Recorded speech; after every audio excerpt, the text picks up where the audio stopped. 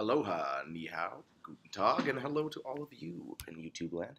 I'm a little amazed of how many of you have decided to subscribe, and I'm pretty sure at least half of you are doing it just to laugh at me ironically. But either way, I'm glad to have you here, and I'm looking forward to wasting at least 5 minutes of your time.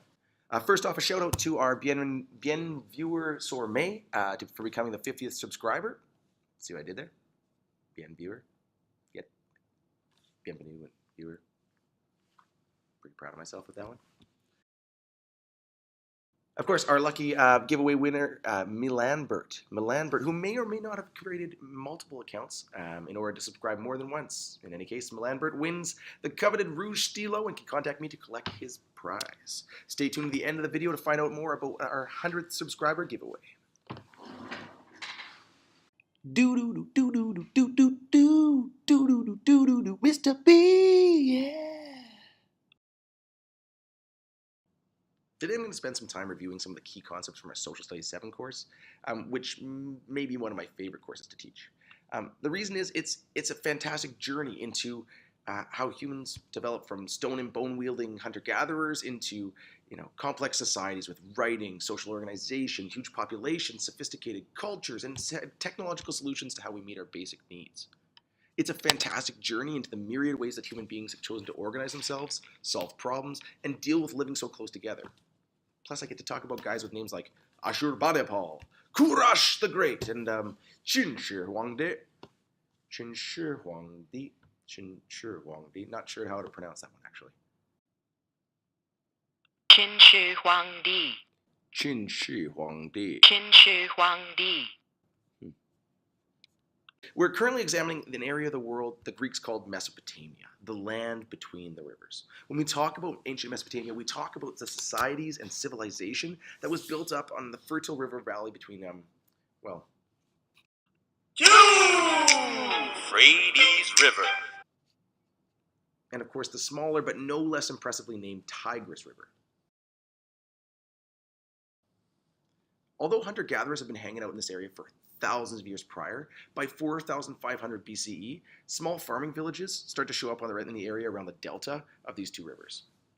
Agriculture and the domestication of animals were huge leaps forward in the process of civilization building because these developments meant that people could stay in one place. They could build permanent houses.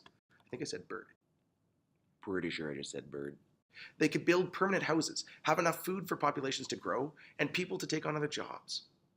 Of course, it also meant the accumulation of wealth, and this in turn led to social hierarchies and violence and robbery, and of course, unceasing warfare over, access to land and water resources between groups of farmers. But, good and bad.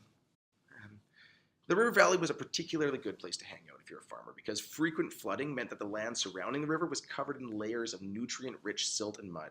Despite the fact that it almost never rained, the ancient Mesopotamians were able to irrigate the land through a series of ingenious dikes, levees, canals, and ditches that both watered the crops and helped to mitigate flood damage. And both of these things were important if the Mesopotamians wanted to, live. Anyways, between 4,000 and 3,000 BCE, another nomadic group migrated from outside Mesopotamia, and they pretty much took over the Delta region.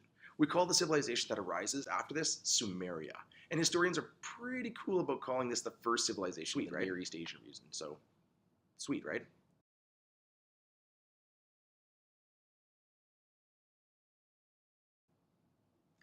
Sumerian culture is kick butt, and Sumerians are widely credited for adopting or inventing calendars, algebra, the wheel, pointy-stabby-things, large-scale irrigation, and cuneiform writing, which looks a little like the kind of thing my child scratches out in the sandbox, but it's actually a complex system of over 600 pictographs, ideographs, and phonographs. So, good for you, Sumerians.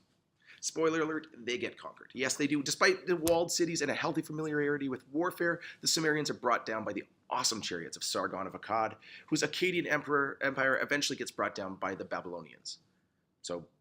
But none of that's going to be on the test. That will not be on the test.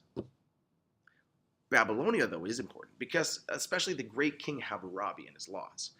Not Harambe, that's a gorilla, Hammurabi. For more on Hammurabi, whose name sounds a little bit like a festive piece of meat, we will have to tune in next time.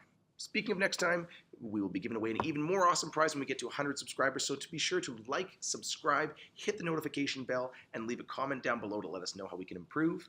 As As Hammurabi said, wisdom comes with age. Hopefully for some of the students in my class, wisdom will come before next Thursday because that's when we write our unit tests. So long for now.